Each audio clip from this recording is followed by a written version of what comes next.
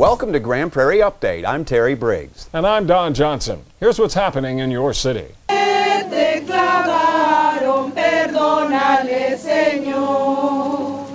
Grand Prairie church is taking to the streets for Easter. Members of St. Michael's Church are reenacting Via Dolorosa, which means the way of grief. Via Dolorosa is the path in Jerusalem that Roman soldiers forced Jesus to walk while carrying a cross. The Stations of the Cross mark his suffering on the walk that ended with Jesus being crucified and dying on the cross. I beseech thee, by all thou didst suffer in carrying thy cross, to help me carry mine with perfect patience and resignation. ¡Apúrenlo! ¡Vaya! ¡Camínale! ¡El rey de los judíos! ¡Míralo! ¡Camínale!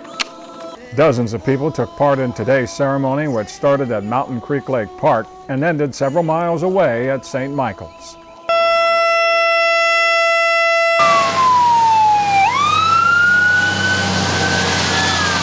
Tornadoes tore across North Texas Tuesday, including one that left its mark on northwest Grand Prairie.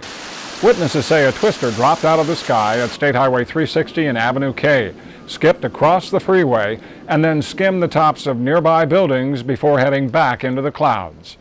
We were sitting here and it got real dark and started getting windy, and we looked out and started a funnel cloud right there in front of us, came down and went right over our building. Pretty scary. What'd you do when you saw the cloud? Got everybody of my customers into the walk-in cooler, got them secured, tried locking the door. It hit that time, stuck the door open, we ran into the cooler. And I saw the debris swirling, and Terry, the receptionist, is already in the back, so I went to the back and we got under a desk. The wind, unofficially estimated at 100 miles an hour, scattered debris from the buildings for more than a block. Trees, power lines, and street lights were also snapped. And then there were the cars parked outside this building. Nearly all of them were substantially damaged. And the lights went out, and I heard this real big pop. And I said, I can't see, and someone was holding the door open and had their cell phone with the light on, so I could see to get in the office, and everybody was huddled up in the office. And all of a sudden, the burst of wind came through, and next thing you know, it was all over, you know. Lucky to be alive. It was crazy. After the severe weather moved out, work crews moved in to start the cleanup. So far, there are no reports of any serious injuries, and it's not clear when a damage estimate will be available. Meantime, the city is sending police, street crews, and housing personnel to help Arlington and Lancaster, where tornadoes caused widespread, catastrophic destruction. Workers are dodging raindrops this week to build the stage for the concerts in the park. The concerts are held every Friday night in April at the Summit Active Adult Center starting at 7 p.m. We have a family-friendly lineup this year. All the concerts are going to be really great for the whole family. We start April the 6th with Andrew Delaney and the Horse You Rode In On. It's an Americana folk rock kind of band.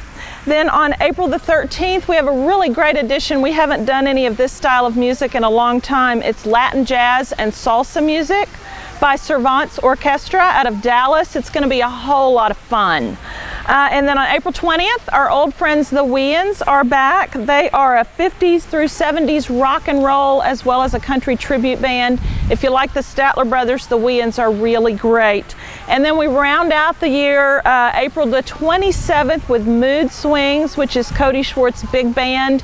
He did the very first concerts in the park with us, so here he is back for the 12th year in a brand new venue, because we used to do them in Turner Park. We've moved over here to a bigger, better, nicer venue. Lots of light, lots of great grass, lots of great food. You can also, through the Parks Department now, as a fundraiser with the Friends of Central Park, you can reserve a table for just $20. There's also chairs. They'll have a waiter or waitress for you, and you can have your own special table out here. In case of high wind or rain, CLAWSON says the show will move inside the summit. For more information about the concerts in the park, visit the Arts Council online at artsgp.com. Grand Prairie will be making history on May 12th as it uses a new voting map for the city election. Federal guidelines required the city to redraw council districts to compensate for population changes and maintain equal representation. The May 12th ballot includes several contested races.